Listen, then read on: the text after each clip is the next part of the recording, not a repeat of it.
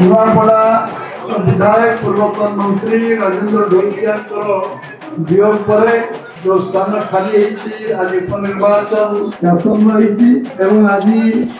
सुपुत्र आम सांगे जय ढोलकिया सांगे आम सांगे मिसवा नीतिगत निष्पत्ति से भारतीय जनता पार्टी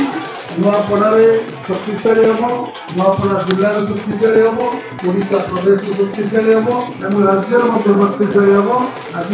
4.5 कोटी लोक आशीर्वाद जो सरकार मोहन चरण माध्यम नेतृत्व में ओडिशा आम वर्षे 4 मास शासन भितर जो काम कर काम लोक आज लोक मन में आंदोलित कर जो विश्वास आज निर्माण है जो विश्वसनीय निर्माण है निश्चित भाव में आगामी उपनिर्वाचन प्रतिफलन हम।